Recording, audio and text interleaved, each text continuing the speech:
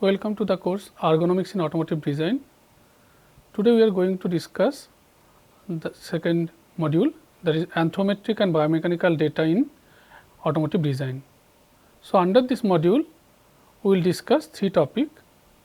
First topic is basic knowledge of anthropometry and biomechanics. Second, application of percentile anthropometric data in automotive design, and the third one is application of percentile biomechanical data in automotive design. So, these three topics will be covered. So, for understanding anthropometry and biomechanics, first it is important to understand body planes and body landmarks. So, while we are discussing anthropometry or biomechanics, then how human body measurements are taken, at the same time how human body moves. For that purpose, the knowledge of body planes is important. So, how body planes are defined? If you look at this image, then there are mainly three planes. First one, sagittal plane, which divides our body in left and right half. Another plane, coronal plane, that divides human body into front portion and back portion. There is one more plane which is called transverse plane, which divides the body into upper and lower half. So, this is actually horizontal plane. Now, front side is called ventral side and back side is called dorsal side. Similarly, the sidewise it is called lateral side, and whenever it is towards mid line, then it is called medial. If the movement or measurement is happening towards the head, that is called cranial, and away from the heart, that is called caudal side. Now, for understanding anthropometry, we also need to know different anatomical landmarks. For that purpose, basic understanding of anatomy, like which are the major bones, which are the major joints, we have to know. So, in this image, various anatomical landmarks are presented. Now, anatomical structure of body. So, at least basic understanding like which are the major bones. If we look, this is the skull, then vertebral column, pelvic girdle, then the leg bone, this is femur, then tibia and fibula, and then the bones in the foot, where there is tarsal, metatarsal, phalanges bones are there. Similarly, if we look, this is the rib cage, and if we consider the hand bones, so which are the various bones in arms and hand. So, one is humerus, then here two bones, radioulna, and similarly like foot, in hand also there are various bones which are known as carpal, metacarpal and phalanges. If we study human anatomy, then we can see in skull there is immovable joints. On the other hand, in vertebral column there are various movable joints. Human body also described in terms of linked body segments. So, whatever the skeleton structure, various joints are present on that skeleton structure, and similarly we can represent that skeleton structure in linked body segment. So, various body segments and which are connected to various joints. So, that is depicted in this picture. Now, particularly if we consider vertebral column, in vertebral column, so generally that is this type of S shape, and in that vertebral column there are various segments. So, this is the image of vertebral column. So, this is the back view, this is the front view in ventral side, this is the dorsal side, and this is the side view. From the side view, if we look at this particular portion near the neck, that is called cervical region. In cervical region there are total 7 movable bones. Next portion, that is called chest portion or thoracic portion. In thoracic portion, how many bones are there? Total 12 movable bones are there, I mean 12 movable vertebrae are there. So, this is that 12 movable vertebrae portion. After that, there is this portion that is called lumbar area. Here it is the lumbar area. In lumbar area, how many bones are there? 5 bones are there, and in 5 bones those are also movable. After lumbar area, next area is called sacral area. In sacral area there are 5 bones, but these 5 bones are fused and those are immovable. So, we can consider these 5 bones fused and it is making only one structure, and that is immovable. Similarly, the last portion, the tail portion, there are total 4 immovable bones, and those 4 bones are also fused. It can be considered like one structure. So, overall in our vertebral column, total 24 movable bony vertebrae are there, and which is separated by intervertebral disc, which is cartilaginous and soft tissue material. So, you can see here in this vertebral column structure. So, in between two bones there are this type of, where it is blue shaded. So, this is intervertebral disc, this is the soft tissue material made up of cartilage. So, spring like quality of vertebral column is better to absorb the shock. When there is any shock in the body, someone is jumping or running, then the shock is, or carrying a load, then the shock is absorbed in this vertebral column due to its spring like structure. Now, in the vertebral column, this is the intervertebral disc. So, intervertebral disc consists of two parts. The central part is called nucleus pulposus, and the surrounding part, this is the central portion, and the surrounding part, peripheral portion, that is called annulus fibrosus. So, one is nucleus pulposus and another is annulus fibrosus.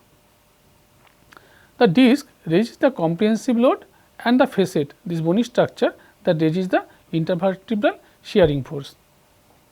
So, while human body is bending forward or bending backward, then this intervertebral disc compression happens, and this is more prominent in lumbar area. So, as we already mentioned, in lumbar area, if you go to earlier slide, there are total 5 movable bones. In lumbar area, maximum compressive and shearing forces occur. Now, so while this type of compressive or shearing force is happening, so human body is bending forward, then there is forward compression, or there is compression at the anterior portion of the intervertebral disc. Similarly, while human body is bending backward direction, then there is compression at the posterior portion of the intervertebral disc. Due to this type of compressive force, or in other cases shearing force, what happens? Sometimes this intervertebral disc bulges out and that touches the spinal cord or spinal nerve passing by this intervertebral vertebral column. So, our spinal cord is actually, if we go to the earlier image, this one. So, our spinal cord actually passing through this area. So, while there is this intervertebral disc bulges out and touching the spinal nerve or nerve fibers coming out from the spinal cord, then there is sensation of pain. So, mainly this is the reason of back pain, that intervertebral disc bulges out and touching the nerve fibers and compressing the nerve fibers. The compressive forces generated in L4 and L5 segment of the lumbar spine due to mass of the body or due to load carriage in hand or on the trunk, there is compressive force. The allowable limit of this compressive force is 3433 Newton, and maximum permissible limit is 6376 Newton as recommended by NIOSH. On the other hand, this is related to compressive force, but in case of shearing force, the safe limit is 500 Newton. So, up to 500 Newton it is safe, but maximum allowable or maximum permissible limit is 1000 Newton, not more than that. So, this has been suggested by University of Waterloo Ergonomics Research Group. Now, after this basic understanding of human body planes, human anatomy and landmarks, now we are moving to study anthropometry and biomechanics. So, first, what is anthropometry, or what is the definition of anthropometry? So, anthropometry can be defined as the measurement of human body dimensions in order to optimize the interface between man and machine and other manufactured product. So, in brief, what is anthropometry? Anthropometry is the measurement of human body and use of those measured data for the purpose of design and evaluation of various facility or products. Anthropometry mainly categorized into two, one is static measurement, another is dynamic measurement. So, first we are discussing about static measurement. So, in static measures, it is also called static or structural anthropometry. In static or structural anthropometric data are body dimension measured when the body held in standardized or static posture. Static dimensions refer to the actual sizes of the body components and include simple length or linear and circumferential dimensions, contours, etc. So, during static anthropometric measurement, human body are in static posture, and that time with anthropometric measurement kit different body dimension like length, breadth, circumference, skin fold thickness. So, this type of various measurements are taken. Now, for anthropometric measurement there are various techniques, physical measurement with anthropometric kit, that is possible. Similarly, there are other techniques like photogrammetric techniques or photographic techniques. At the same time 3D, nowadays 3D body scanners are available. So, whole body can be or even individual body parts can be scanned with 3D imaging system. So, now as in the earlier section we discussed that understanding body landmarks and anatomy is very important for anthropometric measurement as well as biomechanical measurement.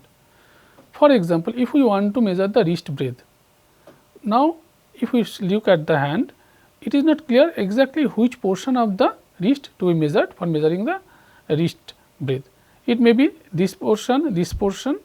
So, exactly at which point we have to measure. For that purpose, we must have to know the body landmarks. Based on the body landmarks, we can define the exact location. So, body landmarks are bony protrusion which can be felt below the flesh or skin. So, if we want to measure the wrist breadth, then we have to identify by pressing this flesh portion at the wrist that where is the location of styloid process of ulna. So, this is the ulna bone and where is the styloid process at the lateral side. Similarly, on radius bone where is the styloid process of the radial bone. Now, if we can identify these two bony protrusion, then easily we can measure the distance as the wrist breadth using, we can use for this purpose sliding calipers.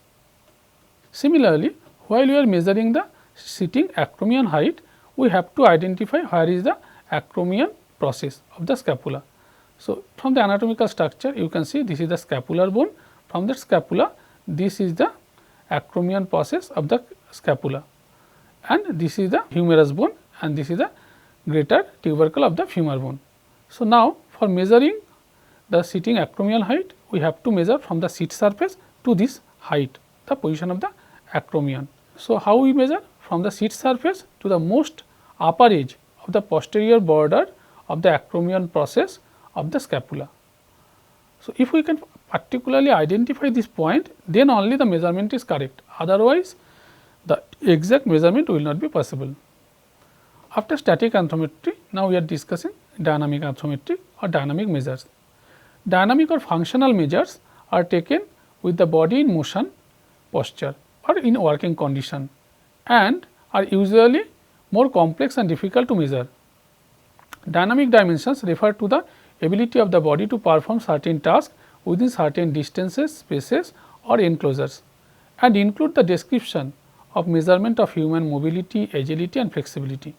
So, during dynamic anthropometric measurement, these measurements are taken while human body parts are in motion, mean human are performing different types of activities. During that time, if we are measuring reach envelope, reach distance or say for example, mobility of particular body joint, then that is coming under dynamic measures. But this mobility of body joint, range of motion, we are generally consider under biomechanics. So, reach zones, comfort zones, workplace envelope etc. are the example of such measurement under dynamic anthropometric measurement. So, here you can see the normal and maximal horizontal work areas. While some person is sitting in front of a table or working surface, then due to a swipe of the both hands, how much area he can reach, which is he can reach comfortably, and maximum by extending the hand, how much area he can reach. So, that is the reach zone, comfortable reach zone as well as the extended arm reach zone. Similarly, we can also measure in say in driving simulator or say for example, for measuring the reach envelope for driver while there is the seat belt or lap belt, that time how much area or volume the driver can reach. So, for that purpose this type of setup is prepared where the driver can push or pull this type of knobs attached with the sliding bar, and based on that how much area he can reach, we can ultimately get the reach zone or reach envelope.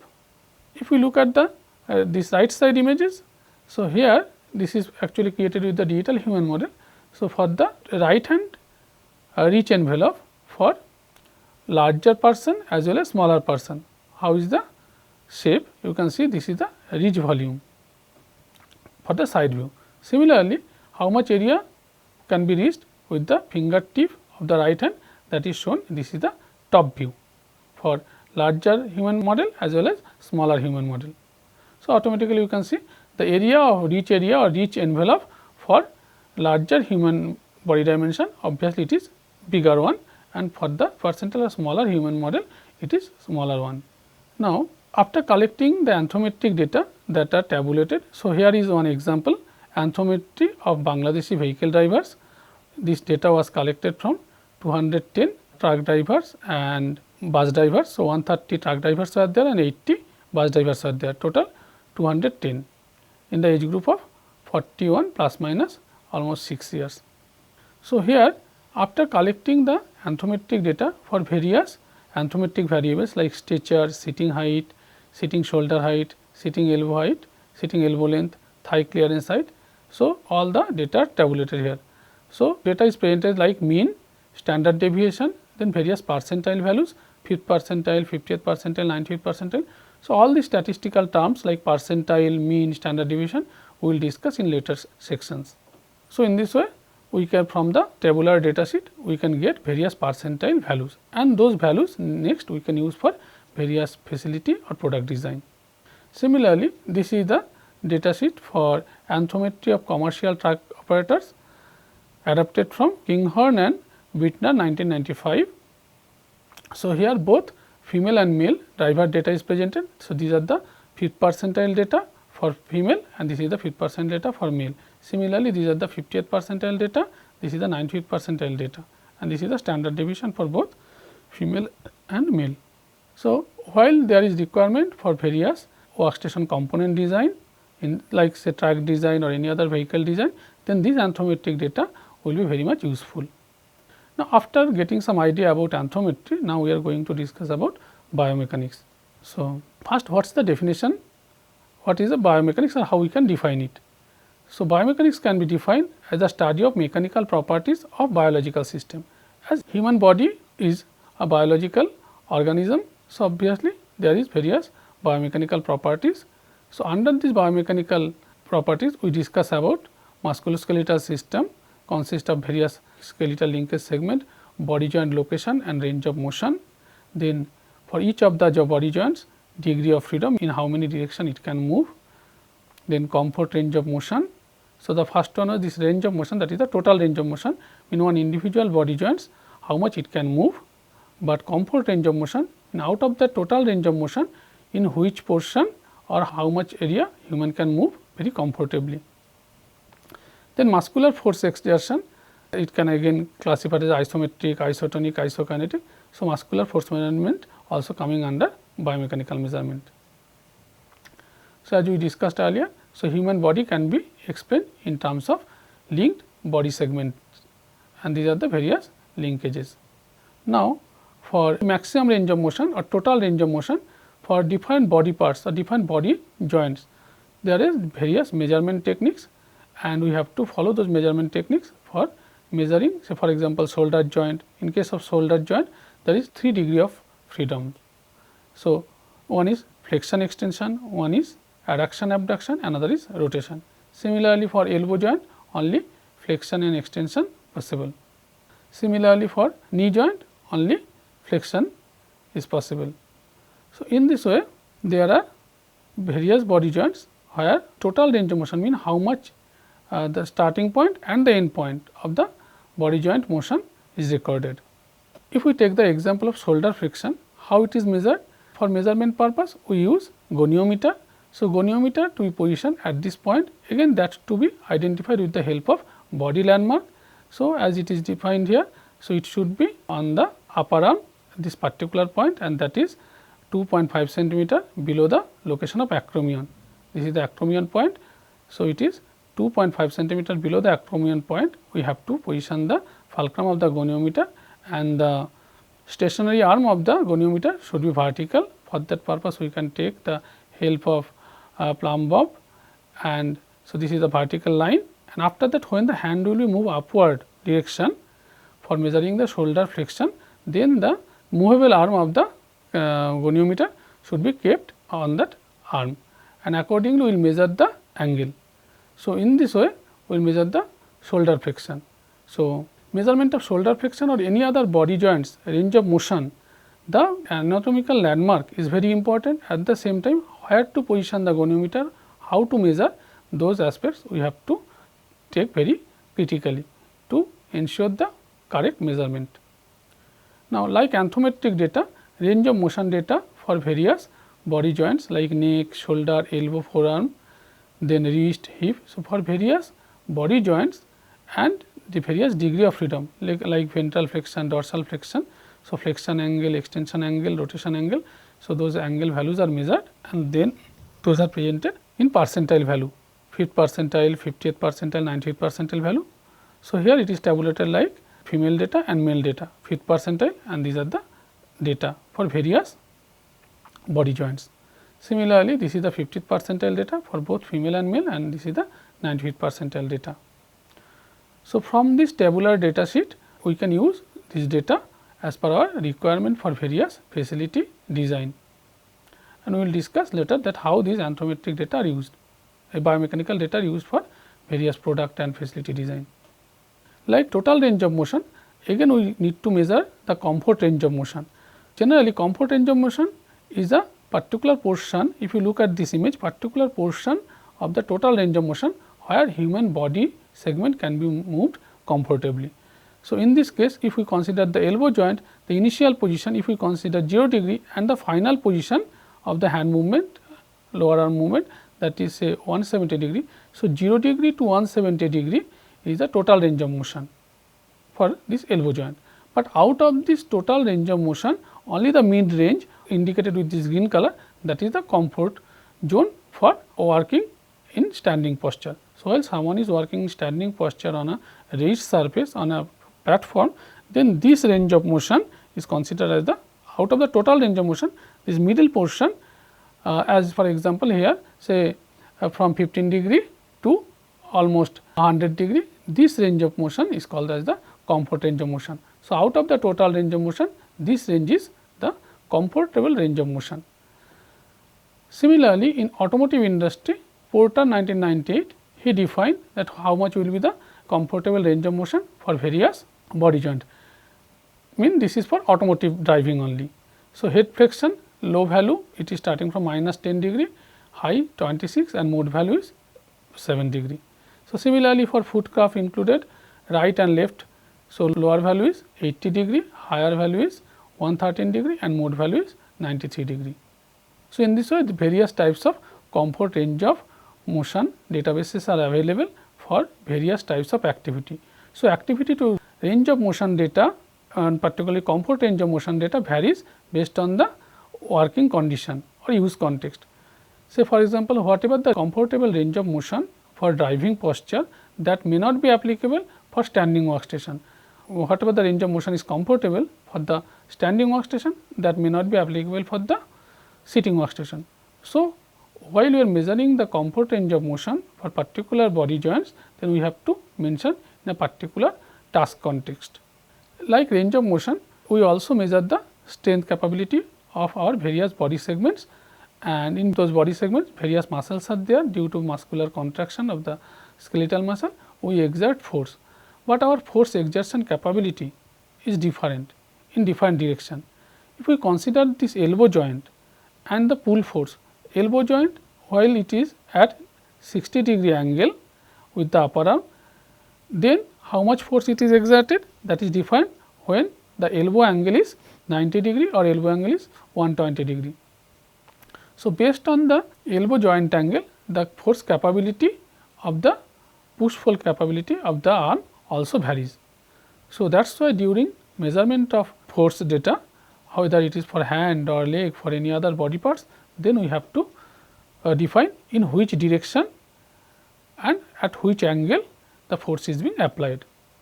So, here you have tabulated data sheet where you can see here it is measured for the left hand and right hand force at for the elbow joint, while there is push force or pull force to the left, to the right, lift or press for different types of force at different elbow angle it is applied, then how is the value. So, these are the 5th percentile value, these are the 50th percentile, similarly 90th percentile value, mean lower value, medium value and higher value. this is for left arm. Similarly, there is also for data for right arm. So, based on the work activities, whether that work is performed by right hand or left hand or combination of both. So, accordingly we have to select the particular data from this table and accordingly we have to use as per our requirement.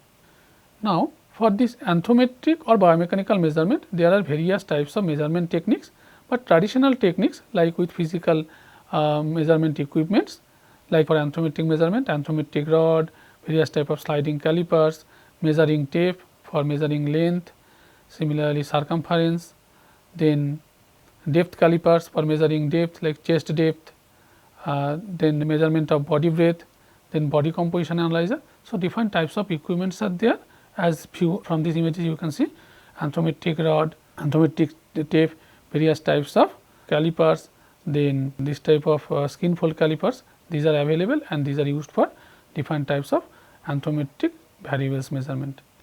Like anthropometric measurement, there is also various tools and equipments are available for measurement of biomechanical data. So, there is equipment for like force gauge for measurement of pull force, push force, there is load cell again for measuring different types of force exertion, there is electromyographic machine for muscle activity measurement or muscle force measurement, there is hand sensor kit for measuring the contact force while someone is holding some particular object, how much is the contact force between the palm and the surface of the object that we can measure. Similarly, there is hand anemometer, pinch gauge. So, different types of force gauges are available which are also measured for either hand force or pinch force measurement.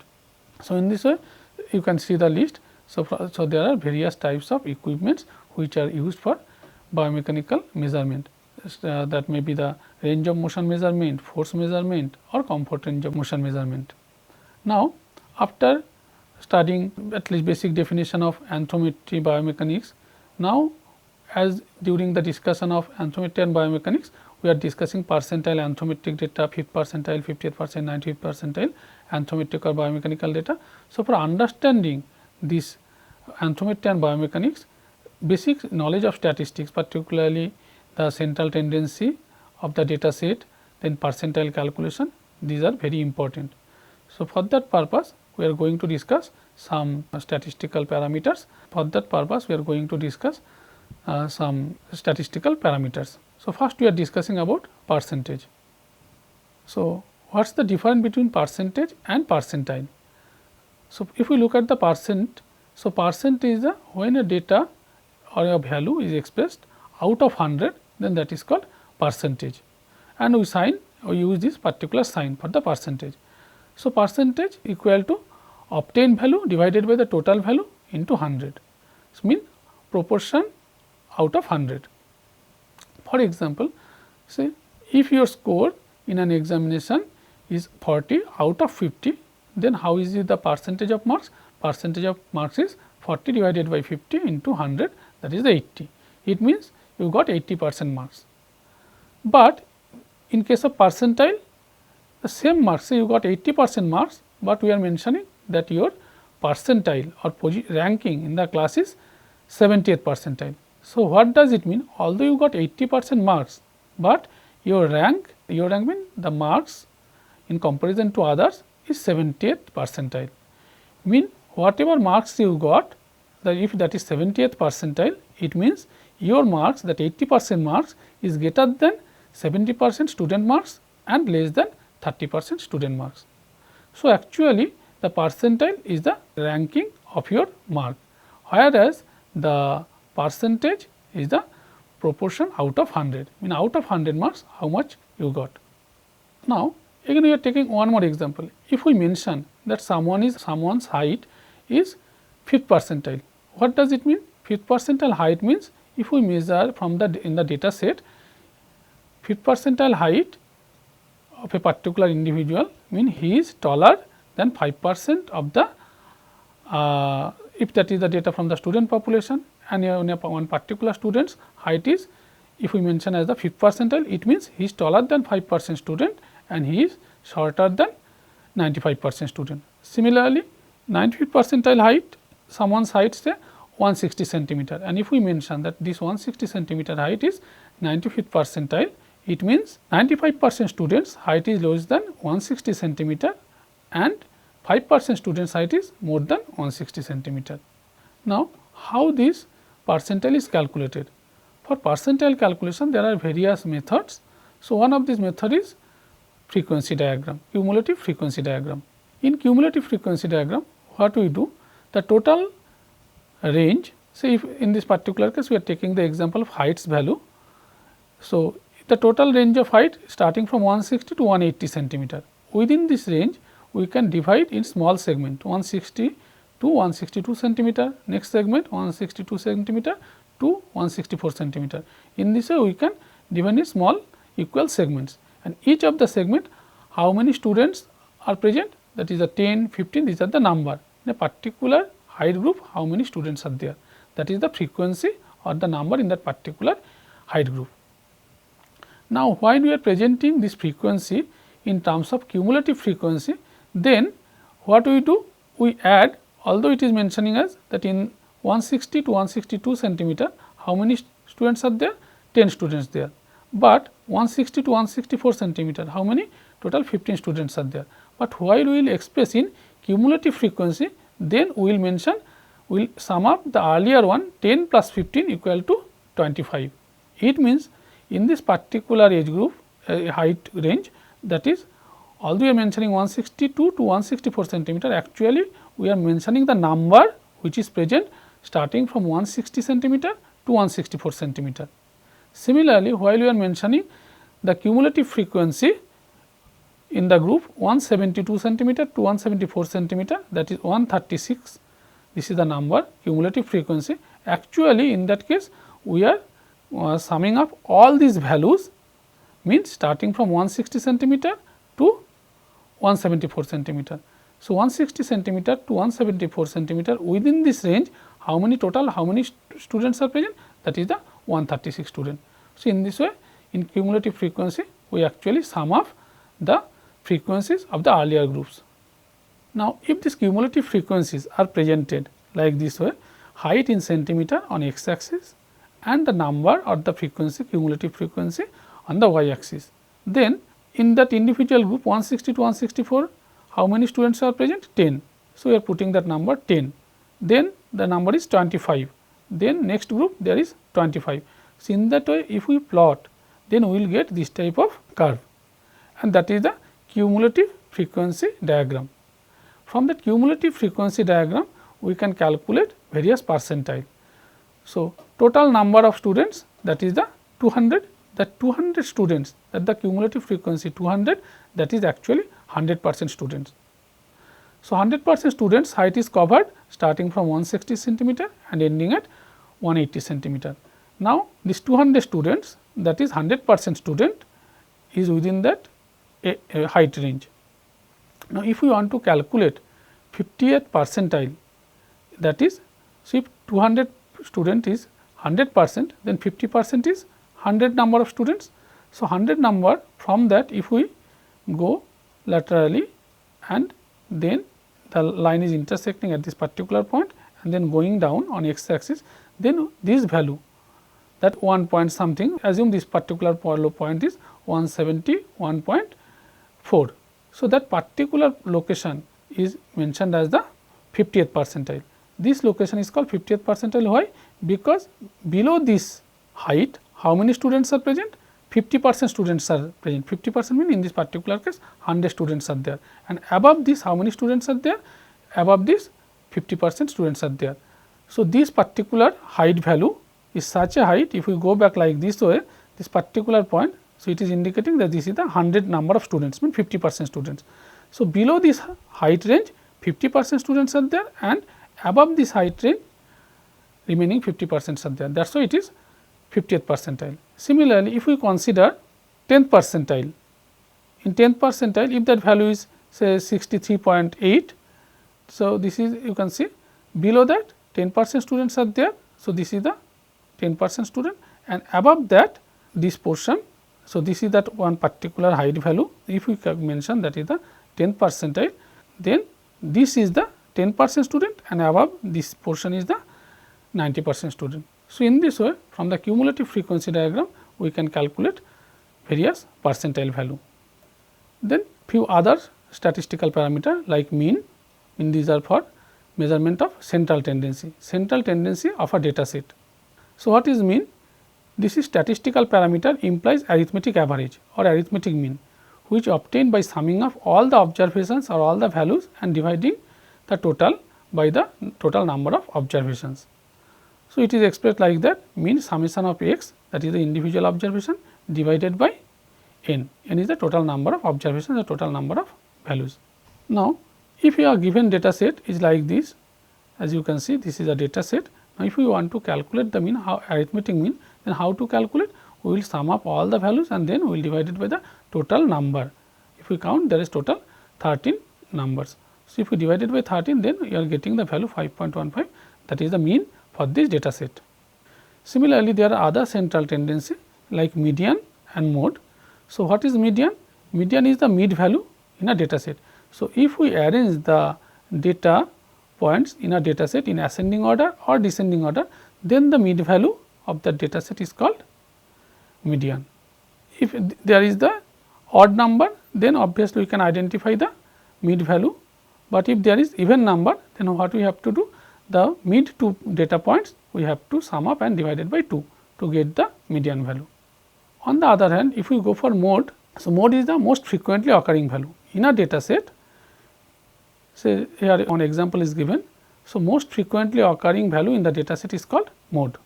So, in this data set, most frequently occurring value is 5, because 5 is coming once, twice and thrice, but other are either only one time or 2 times. So, that is why in this case, in this data set 5 is the mode value.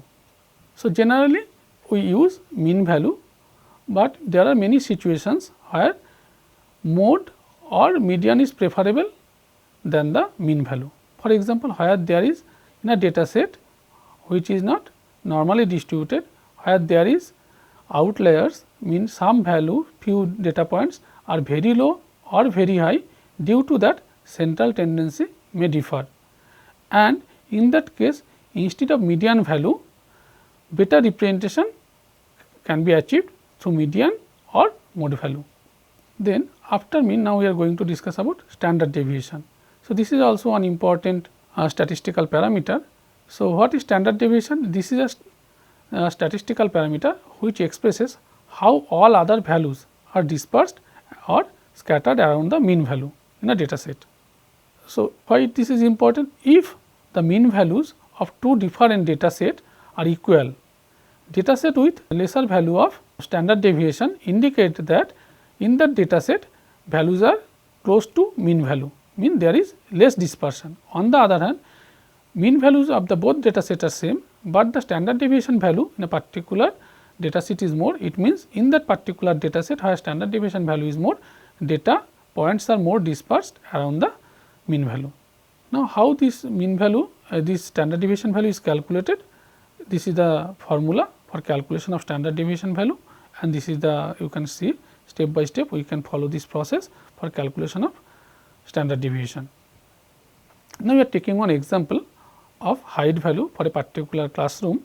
So, it is starting from 140 centimeter to 171 centimeter, and the collected anthropometric data, but here say stature or height value we are arranging in ascending order, gradually it is increasing. Then from this data set easily we can calculate the arithmetic mean, and so for that purpose already we discussed how to calculate that one. We have to calculate the sum of all these data points, then we have to divide by the number and we will get the mean value. Then how to calculate standard deviation value, and what is standard deviation value? Now, if in this particular case mean value is 155.8 centimeter. So, if this is the mean value, from mean value how other values, these individual values are dispersed. Some values are nearby mean value, some values are away from mean value, that may be greater than the mean value, some values may be less than the mean value. So, in this data set few values are nearby mean value, on the other hand some values are away from the mean value. So, standard deviation is a statistical calculation which explain how these individual data points are dispersed around this mean value, whether they are nearby mean value or away from the mean value. So, for this purpose how it is calculated? So, first we have to see how is the difference between mean value and individual value. For that purpose, first if we go to the formula, then we calculate the mean value and how mean value is nearby or away from the individual observation. So, mean minus individual observation. So, here we can calculate the individual value, we can minus from the mean value.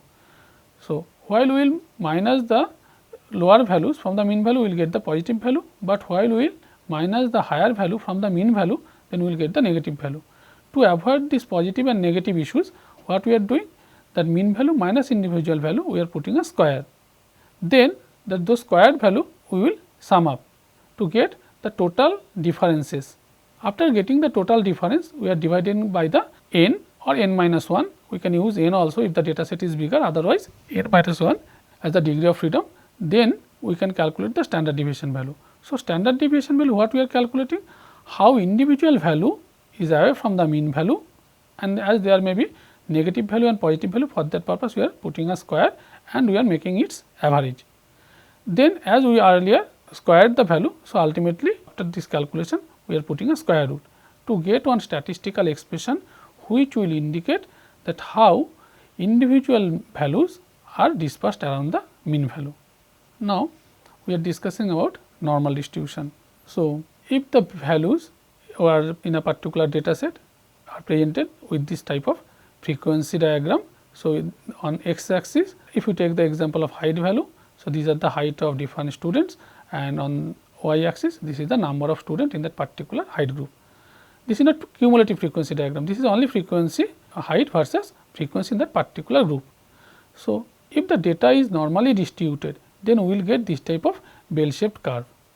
So, this is one of the standard distribution in nature, and it is observed during large sampling. When random data collection is there, sample size is large, then we will get this type of distribution pattern.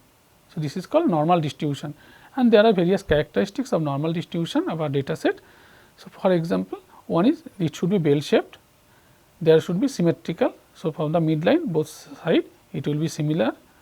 Mean, median and mode in this particular case, while the data, any data set following normal distribution pattern, then mean value, median value and mode value will coincide with the 50th percentile value, or all these value will be same. Now, there are various statistical techniques as well as for visual representation for normality. So, visual inspection methods are there like histogram, QQ plot, stem and leaf plots, box plots. So, by plotting the data with these techniques, we can understand whether the data set is following normal distribution pattern or not. And there are also various statistical techniques like Shapiro-Wilk test, Kolmogorov-Smirnov test. So, these are the list of tests which we can also apply to test the normality of the data set. If the data is following normal distribution pattern, then only we can go for various percentile calculation, and based on that percentile calculation, mean whenever we are dealing with anthropometric data, biomechanical data, so our assumption is that data is following normal distribution pattern, and from that assumption we are calculating. So, first we have to test that whether the data is following normal distribution pattern. If the data is following normal distribution pattern, then it will be very easy for us to calculate mean value and standard deviation value, and from mean value and standard deviation value we can calculate other percentile values as per our requirement. So, it is observed that if the data is following normal distribution pattern, then say assume in this data set of the height in centimeter value, if this is the mean value 160 centimeter, from that mean value if we go one time standard deviation in negative side or positive side, then what will happen, 68% of the data set will be covered. So, mean value plus minus 1 standard deviation actually covers 68% of the data points. Condition is that the data set must follow normal distribution pattern. Similarly, mean value plus minus 2 times standard deviation covers 95% of the data set data point. Similarly, mean value plus minus 3 times SD covers 99% of the data points. Again, so this is a normal distribution curve. From that, this is the midpoint. So, if we on x axis we are putting the height values in centimeter, on y axis we are putting the frequency, that is the number of individual present in a particular height group. In that case, this is the midpoint of the data set. This is called 50th percentile or mean value. From that mean value, if we go one time standard deviation upward direction or downward direction, this mid zone, how many data points will be covered? As we mentioned earlier, 68%, exact value 68.27% data points will be covered. Similarly, from this midpoint or mean value, if we go 1.96 SD in upward direction as well as 1.96 SD in downward direction, then it will cover 95% of the population. Similarly, from the mean value, if we go 2.58 HD in upward direction and 2.58 HD in downward direction, so within this range from this point to this point, how many data points will be covered? Total 99% of the data points will be covered. So, calculating mean and standard deviation value, we can calculate that what percentage of the data points will be covered, and these calculations are very much important for various types of workstation and facility design to accommodate good percentage of people. Now, while we are calculating mean plus minus one time standard deviation, so this is the mean value from, if we go one standard deviation up and one standard deviation down, we are mentioning we are covering 68% of the population. It means from the 50th percentile or mean value, we are going half of the 68%, mean 34, 50 plus 34, that is 84. This is the, so this particular point will be 84th percentile, 84th percentile point. Similarly, this is the 50th percentile or mean value. From that, if we go down 1 SD, this point will be 50 minus 34, that is 26th percentile. So, in that way, from the mean and standard deviation calculation, we can calculate other percentile value. Now, why in the design or engineering we use 5th, 50th and 95th percentile anthropometric or biomechanical data? Many places you will see that 5th percentile mannequin, 95th percentile mannequin or 50th percentile mannequins are being used. So, what is the justification? Why these 3 percentile values are more important? Because say mean plus minus one time standard deviation covers 68% of the population. It means starting from the 16th percentile to 84th percentile. Similarly, mean plus minus 1.64 SD, it covers 90% of the population, mean it is starting from 5th percentile and ending at 95th percentile. So, mean value and one time standard deviation can cover 68%, whereas mean value and plus minus 1.64 times standard deviation covers 90%. So, if we increase the standard deviation value from 1 time to 1.64, then it is increasing from 68% to 90%. So, 22% extra data points are being covered, mean for a particular facility design we can accommodate 22% of the population. But if we increase the standard deviation value more from 1.64 SD to 1.96 SD, then mean plus minus 1.96 SD will cover 95% of the population. It means the starting point is 2.5th percentile and the last point is 97.5th percentile. Although we are increasing the standard deviation value from 1.64 SD to 1.96 SD, but how much extra population or extra data point is covered? Only 5%. Again, if we increase the standard deviation value from 1.96 SD to 1.25 SD, how much population will be covered? Extra 4%. So, although in this case from 1.64 SD we are increasing the standard deviation value, but the number of population covered is very less, only 5%. So, that is why this is the optimal compromise. We are increasing the standard deviation value, but at the same time we are accommodating good range of population, mean 90% of the population will be covered, where the starting point will be the 5th percentile dimension or 5th percentile anthropometric variable to 95th percentile anthropometric variable. That is why in design we use 5th percentile and 95th percentile, because that is the optimal compromise. We are increasing the standard deviation value from, we can use 1 time standard deviation, but it will cover only 68%. But instead of 1 time standard deviation, if we use 1.64 times standard deviation, it is actually accommodating 22% extra, means 68% to 90%. This 22% extra will be covered by little increment of the standard deviation value 0.64 is D. If we increase, then good number of people will be accommodated, but if we further increase the standard deviation value, the percentage of increase in accommodation will be very less. So, that is why we will restrict ourselves at this level, mean in the design of a facility or any product we will use 5th percentile, 95th percentile and the mean, that is called 50th percentile. So, 50th percentile value, 5th percentile value and 95th percentile value for any product or facility design, because if we increase the standard deviation value, mean the adjustable range for a particular product, then the product will become fragile, but we will obviously try to make the product adjustable, we will give the adjustable feature, but we have to think about that whether that is beneficial for us. So, we should not go for higher standard deviation value with higher adjustable range.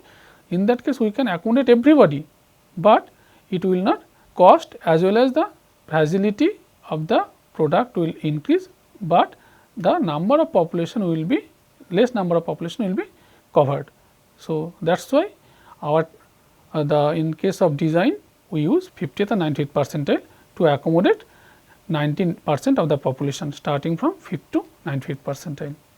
Now, how we calculate this 5th percentile or 90th percentile value or 1st percentile or 99th percentile value? For that purpose, as we mentioned, if the data is following normal distribution pattern and if we can calculate mean value and standard deviation value, then already there is this type of calculated table. These are the standard table for z value or the constant value. From that constant value, we can calculate the specific percentile value. For example, if we want to calculate the 95th percentile value, then how will you calculate? Mean value plus 95th percentile value, mean value plus 1.64 times standard deviation value. So, this constant value is already available in the table. From the table, you can use that value, and if you have the mean value and standard deviation value, then easily you can calculate what will be the 95th percentile value. Similarly, if you want to calculate 5th percentile value, then from the mean value you have to minus 1.64 times standard deviation value. So, in similar pattern we can calculate 1st percentile, we can calculate 99th percentile, we can calculate 25th percentile, 75th percentile by only calculation of mean and standard deviation and using this type of specific z value or constant value. Now, this percentile, although in reality there is not a single individual whose all body dimension or anthropometric variable, even strength capability is not of a specific percentile value. If we take this example, percentile values for different body dimensions for 3 different individual subjects. So, here is the individual 1, individual 2 and individual 3, and these are the various anthropometric variables. So, for individual 1, for some say stature, that is 70th percentile, but for another dimension sitting height it is only 50th percentile. Similarly, for that individual 1, for another variable, say for example this one sitting hip breadth, that is near about 50th percentile. On the other hand, if we look at this particular point, say biacromial diameter, that is again going to 80th percentile. So, for a single individual, for different anthropometric variables, different percentile values are present. It does not mean that for if someone is someone's height or stature value is 90th percentile, it does not mean his or her all other valid body dimension will be of 90th percentile. It may be of different percentile value. So, a classic study by Roebach 1995 demonstrated that limitation of using 5th percentile and 95th percentile anthropometric dimension in air cockpit design. If the cockpit is designed using anthropometric data ranging from 5th to 95th percentile dimension, then people will think probably we will be able to accommodate 90% of the population, that is starting from 5th percentile to 95th percentile. This is a fallacy of our understanding that 90% of the people or 90% of the pilots will be accommodated, but in reality it does not happen, because while we are considering if it is a single anthropometric dimension only univariate analysis, then there is no problem. 5th percentile to 95th percentile anthropometric variable will cover 90% of the population, but while there is multivariate consideration, mean there are so many variables, then there will be many people who will be designed out or who will be discarded due to their one or many of the body parts is out of that range. Mean say for example, someone's majority of the body dimensions coming within 5th to 95th percentile, but 1 or 2 body dimension is not coming within that range. So, that person is eliminated from this 90%. So, in that way, in this particular case in the Roybach study, he found that ultimately if we consider 5th to 95th percentile male dimension, hardly nearly 50% of the air crew being designed out rather than the 10%. So, although we expected that only 10% in less than the 5th percentile dimension and higher than the 95th percentile, that both end is 5% and 5% will be designed out, but actually in real scenario 50% of the crew member are designed out due to consideration of 5th percentile and 95th percentile range of the anthropometric dimensions. Now, while you are using various types of anthropometric and biomechanical data and percentile value, then various strategies are followed by designers or engineers.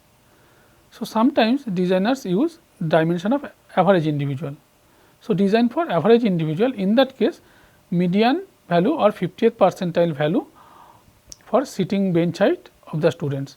So, while you are designing a bench height or deciding the what should be the height of a bench, in that case in that particular bench many students are sitting and their leg height is also defined. The particular term is called popliteal height. The popliteal height of the student populations are different. So, while they are sitting on the fixed height wooden bench, then what should be the anthropometric consideration, which percentile data should we consider. So, in that case to accommodate good number of people, we will consider 50th percentile of the popliteal height, because from the bell shaped curve we have seen that majority of the students of popliteal height value will be nearby mean value, because from the bell shaped curve the central portion of the bell shaped curve, as we mean the end portion of the bell shaped curve is flat, but the central portion is like a bell shape. So, that is why while we are considering the 50th percentile value, more number of individuals or more number of students will be easily accommodated, as in the more number of values are nearby mean value or 50th percentile value. Similarly, design for extreme individual. For example, here you notice this one, for maximum dimension, while we are designing maximum dimension, then we need to use lower percentile value. So, for example, 5th percentile value of arm reach is used for deciding what should be the height of the door latch. For door latch height, if it is positioned at the arm reach value of 5th percentile arm reach for the particular population, then 95% of the people whose arm reach value is more than 5th percentile, they will be easily able to operate. On the other hand, while you are thinking of the minimum dimension, then we consider the higher percentile value. So, minimum height of the door should be the maximum height of the population. So, in this case what value we should, as we mentioned earlier, we generally use 50th and 90th percentile value. So, in this particular case we will use 95th percentile stature or head height for deciding the door height. So, that 95% of the people can go easily through that door, only 5% people will need to bend their head to go through that door. So, for minimum dimension we consider the higher percentile value, whereas for maximum dimension we consider the lower percentile value. Then for design for specific range of individual, providing adjustable features. So, if this is a height adjustable chair, in this height adjustable chair if we consider the minimum and maximum height, so that we can how much will be the adjustability range. So, that 5% people with 5th percentile popliteal height can sit, at the same time people with 95th percentile popliteal they can also sit. So, if we know the value of 5th percentile popliteal height as well as 95th percentile popliteal height, then we can decide what should be the movement range of that seat or seat height adjustability. Similarly, design for physically challenged person. Physically challenged person, they have different requirement, different body parts are with different types of mobility problem.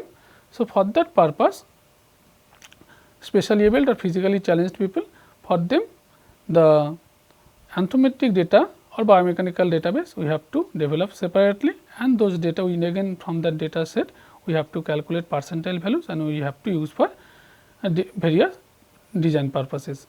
On the other hand, design for specific individual, while you are designing a particular product for a particular individual, for specific individual, then we need not to go for percentile calculation.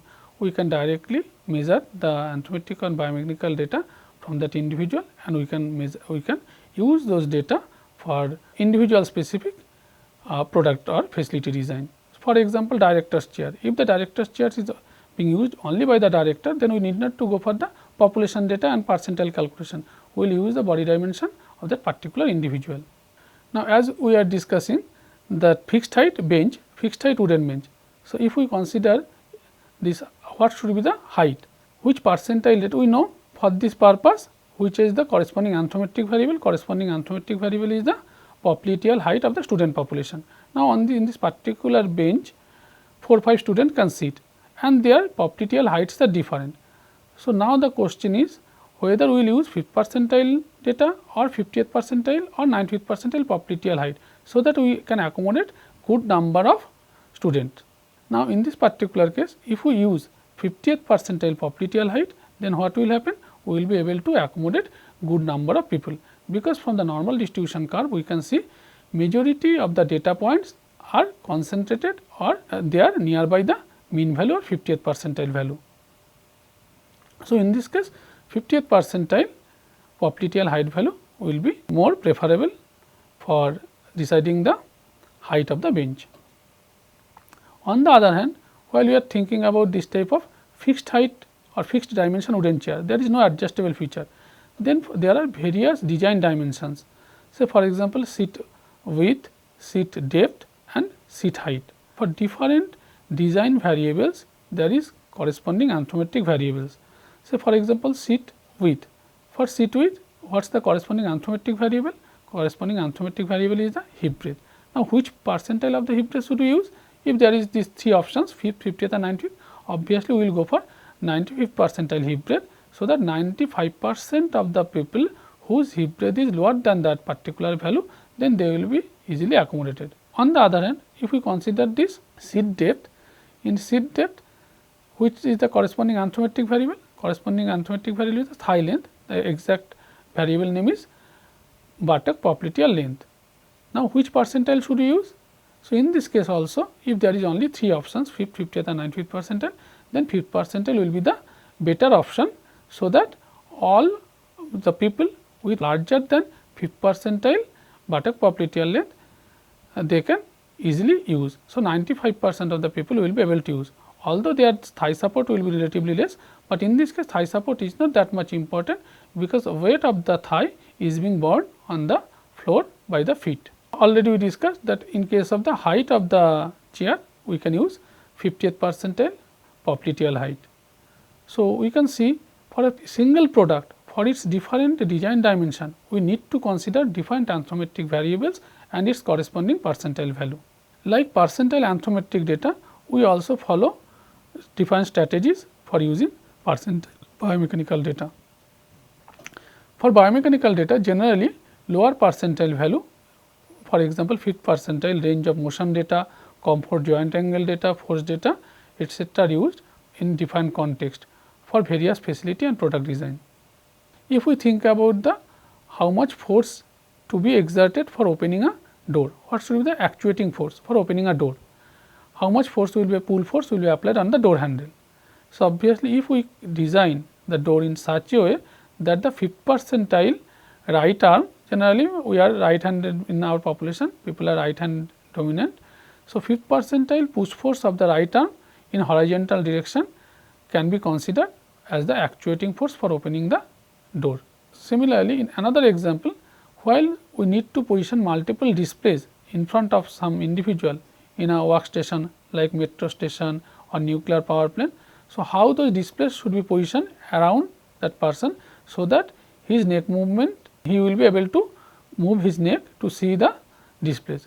So, for that purpose, we have to develop the database for the range of motion data for the neck, lateral movement of the neck or rotation movement of the neck, and from that data we will use 5th percentile neck rotation data either in left side or in right side, and from that this 5th percentile data will be used, so that for 95% of the people it will be easy to move the neck, because it is within the 5th percentile range of motion range.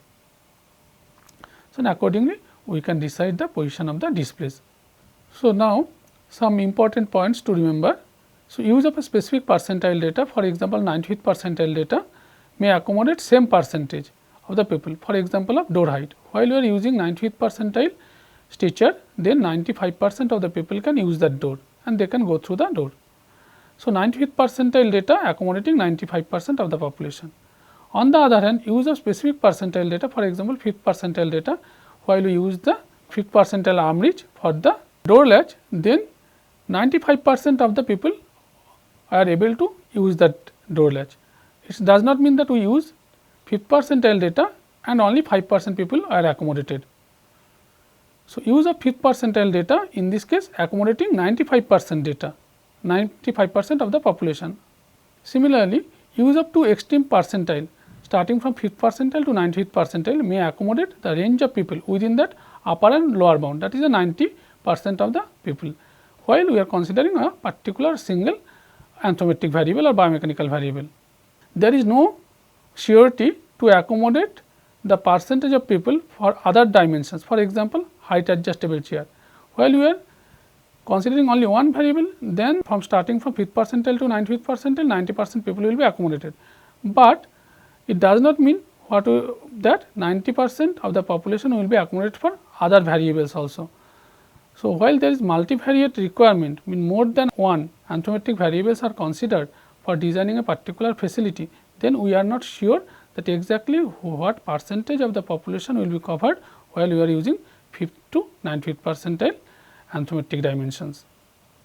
So, that is why design any facility using 5th, 50th and 90th percentile anthropometric data, we can only ensure that the facility would be compatible to a wide range of people.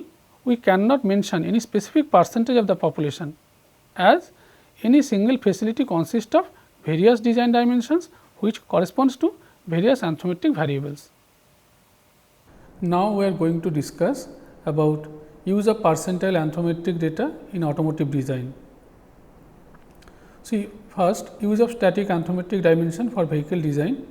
So, based on functional anthropometric measurement of the driver population, the Occupant Packaging Committee of Society of Automotive Engineers, that is SAE, has developed a number of standards which are known as SAE J standards, like SAE J 1516, J 1517, J 941, J 1052, J 287 and J 4004.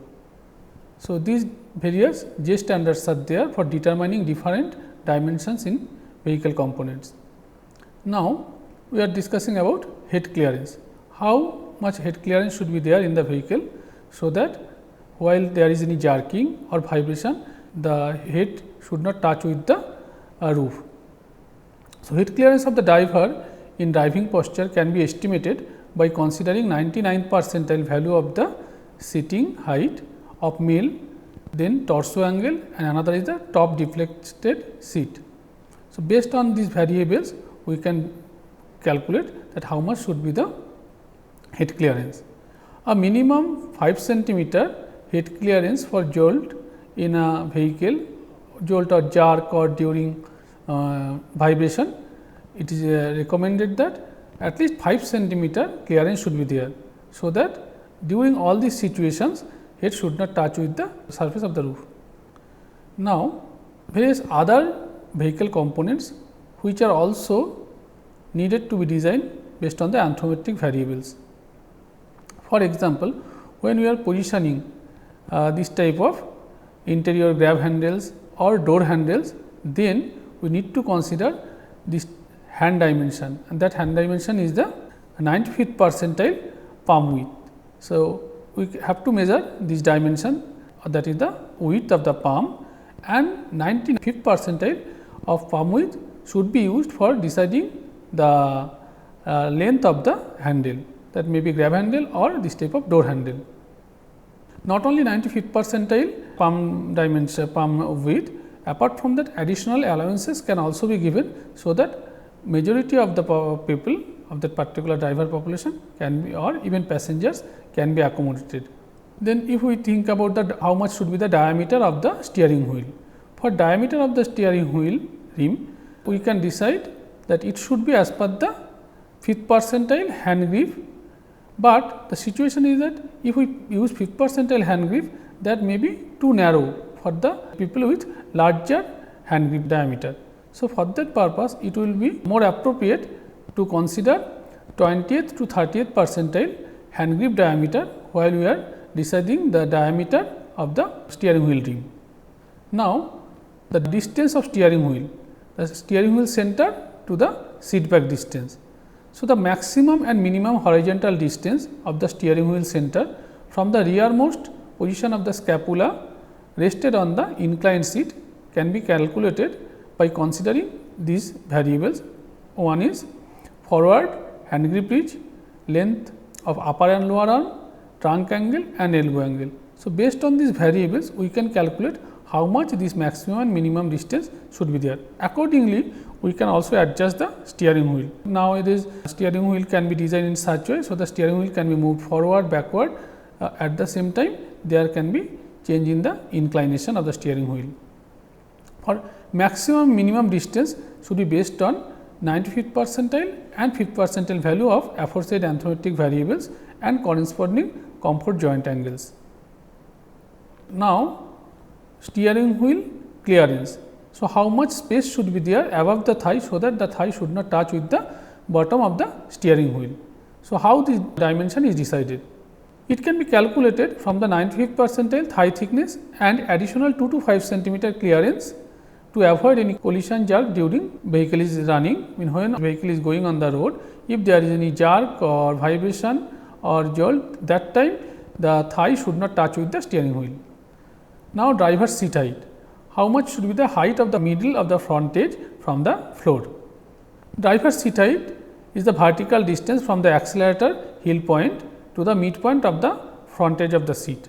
For deciding the height of the driver's seat, 5th percentile popliteal height of female and corresponding knee joint angle should be considered.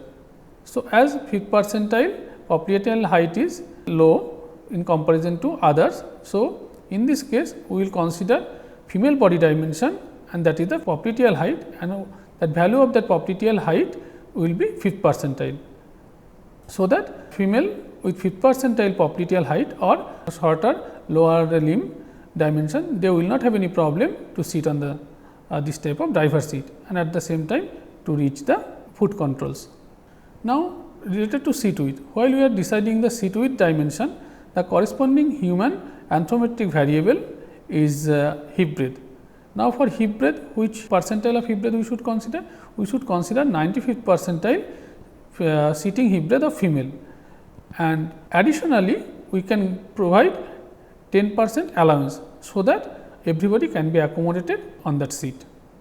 Now, for backrest height, this dimension, for backrest height, which is the corresponding anthropometric variable. For this purpose, anthropometric variable which we should consider, that is the mid shoulder height. Now, mid shoulder height of, obviously it should be mid shoulder height of the male population, and that value should be 95th percentile. So, 95th percentile mid shoulder height of male driver population should be considered for deciding this backrest height. On the other hand, if we think about the width of the backrest, then what should we consider? We should consider 95th percentile value of male bideltoid breadth. So, you can see from this image. So, this is the bideltoid muscle on upper arm. So, the distance between these two bideltoid muscle, that is called bideltoid breadth. 95th percentile value of the bideltoid breadth is used for this purpose. Similarly, for seat depth, mean forward backward this distance. While you are deciding this dimension, which is the corresponding anthropometric variable, the corresponding anthropometric variable will be buttock popliteal length. Now, buttock popliteal length of male or female should we consider? Obviously, we should consider in this case female buttock popliteal length, and that should be also 5th percentile. So, that the popliteal area of the female with shorter body dimension, the front edge of the seat should not touch with the popliteal area of the 5th percentile of the buttock popliteal length of lower percentile female driver. So, for seat depth, that is the forward backward distance, while you are deciding this dimension, the corresponding anthropometric variable is the buttock popliteal length, and in this case, as female's body dimension is relatively smaller than the male, we should consider 5th percentile female buttock popliteal length, so that the front edge of the seat should not touch with the popliteal area of the female driver. Next is the headrest. if this is adjustable headrest, so adjustable headrest height should be decided so that we can accommodate 5th percentile head height of female to 95th percentile head height of the male population. Now, if we think about the lateral clearance, while 2-3 persons or passengers are sitting side by side, then so that they can sit comfortably, so there should be sufficient lateral clearance. So, for lateral clearance, we consider the anthropometric dimension, that is bideltoid breadth.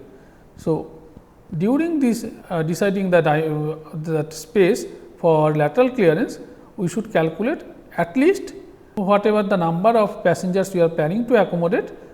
See, if it is 2 or 3, so multiplied by the bideltoid breadth of 95th percentile male population, because male population bideltoid breadth is bigger or larger, and 95th percentile dimension is used for this purpose.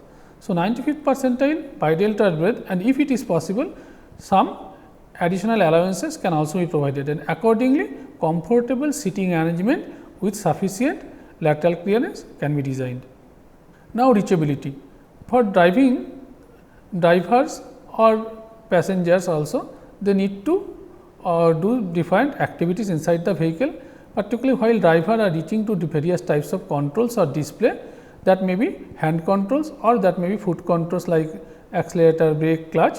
So, while drivers are operating those controls should be easily accessible. So, for that purpose, 5th percentile arm reach value, that may be normal arm reach, that may be extended arm reach, or even while the seat belt is not there, while the driver is extending their trunk forward, that time they should be able to access those controls. So, for this purpose generally 5th percentile arm reach is calculated, but in this case we also have to remember that generally in driving condition while seat belt is attached, so it is very difficult to forward leaning. So, in that situation we have to think that forward leaning will not be possible. So, maximum we can consider the most important control should be within the comfortable forward or side arm reach of the 5th percentile dimension of female driver population. Now, if we think about the seat track travel limit, so how much should be the seat track travel limit? So, for that purpose, if you look at this image, for female with shorter body dimension, they adjust the seat forward so that they can access the foot controls. At the same time, they can hold the steering wheel. On the other hand, male with larger body dimension, they move the seat backward so that they can sit comfortably, access the steering wheel and foot controls. So, if you look at these two images, then you can easily understand the distance from the accelerator or accelerator heel point to the seat reference point is more in case of male with larger body dimension in comparison to female with shorter body dimension. So, seat track travel limit is decided in such a way that both female with shorter, for example, 5th percentile lower limb dimension, as well as male with larger, that is the 95th percentile lower limb dimension, can adjust their seat forward and backward to access foot controls like accelerator, clutch, brake, etc. Now, if we look into this image, then if this is the accelerator and if this is the accelerator heel point on the ground, that is when the driver is keeping their foot on the accelerator, the heel touching on the ground at this point.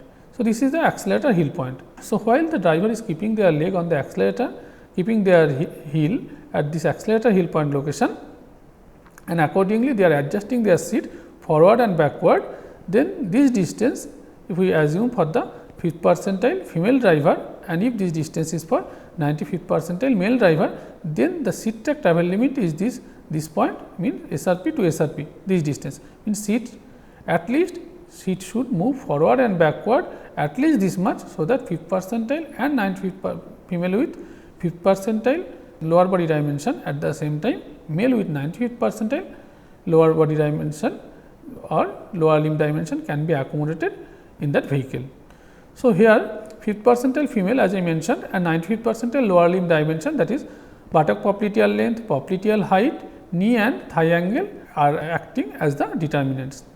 Now, apart from the anthropometric data, biomechanical data are also important for automotive component design. So, for various component operation, either that foot control or different types of controls on the dashboard, it requires different types of range of motion of our hand or leg. At the same time, there is also different amount of force is required for actuating those controls. So, if we take the example of these foot controls like accelerator, brake, clutch, then it is operated by left and right, and mainly the joint angle which is involved for these operations are the ankle joint. So, for deflection of these controls, we should consider the comfortable range of motion or 5th percentile, that is the 5th percentile value of comfort range of motion, either flexion or extension of ankle joint, for deciding the deflection or movement level of these controls. Now, as we discussed earlier also, we can also develop strength database for our targeted population. So, here is one example, the strength database of Indian agricultural workers. This is adapted from Gite et al. 2019, and here are the database for the agricultural worker, both female and male, from different states of India. From these references, we can get force value for leg force, hand force, for different body parts. The force data we can get from this reference. So, here for the female workers, leg strength value are presented, and in this case leg strength value of the male population is presented. Generally, while we are deciding the actuating force, generally lower percentile, mean 5th percentile force value or leg strength or hand strength value is considered. So, that majority of the population, at almost 95% of the population, can operate that particular control. So, here from that aforesaid reference, we are discussing some of the control operation and its corresponding actuating force requirement. So, this is mainly for tractor design. So, if we consider the how much force to be required for actuating force of accelerator pedal of a tractor, then we need to consider 5th percentile right foot strength, because accelerator is operated by right foot, and it is generally tractor is operated by male operators. So, 5th percentile right foot strength is 163 Newton. As this control is continuously operated, so Gite et al. Suggested that 30% of the 5th percentile right foot strength of male operators should be considered, and that 30% value is coming as 49 Newton, that is the upper limit. So, that is why maximum actuating force for accelerator operation should be 49 Newton. If we consider the weight of the leg as the 9% of the body weight, then and parts of this weight is supported by the heel. If we consider 50% is being borne by the heel, in that case lower limit of the force exertion of the accelerator will come body weight into 0.9 into gravitational acceleration value and 0.5, that is the 50%. So, now it is coming to 24 Newton. So, upper bound and lower bound of the actuating force for accelerator should be 24 Newton to 49 Newton. Now, for brake pedal, as brake is also operated with the right leg. So, 5th percentile right leg strength, that is 261 Newton of male population is considered. Maximum actuating force for brake operation thus can be considered as 260 Newton. In case of clutch pedal, as clutch is operated by left leg, so 5th percentile left leg strength of male, that is 249 Newton, that value is considered, and from that, as this clutch is also frequently operated like brake pedal. So, 50% of the 5th percentile left leg strength of the male, that is half of this value 247 Newton, it is coming to 123.5 Newton, that is considered for clutch operation. So, ultimately the maximum actuating force for clutch operation for the tractor should be 124 Newton. Now, for gear selection, speed selection lever, 5th percentile hand push strength is required, is used, and that value is 49 Newton in case of 5th percentile hand strength. So, maximum actuating force for gear operation should be less than 49 Newton. In case of steering wheel, both hands are used. So, 5th percentile torque strength of both hands of male population, and that value is 36 Newton meter is considered, because the force value here is 171 Newton and lever arm distance is 0.21 meter. As this is frequently operated, so 30% of the 5th percentile value, that is 50 1 Newton we can decide, and maximum actuating force for steering wheel operation should be less than the 51 Newton. Now, from this module 2, what are the key learnings? So, first one, we understood basic statistics of percentile calculation, normal distribution pattern of the data set and normal curve properties, anthropometry and anthropometric data. Why do we use 5th, 50th and 95th percentile anthropometric and biomechanical data for design of various equipment or automobile components, that we also discussed. Then use of percentile, anthropometric and biomechanical data for different types of product and facility design. Then we discussed about the biomechanics and various biomechanical data and which are used for automobile design. Then particularly we used how we can use this percentile, anthropometric and biomechanical data in automotive design process. And these are the references which has been consulted during this slide preparation. So, students can go through or they can explore all these references for further learning. And here are the list of few useful resources. These are the web links. So, you can further explore. Thank you.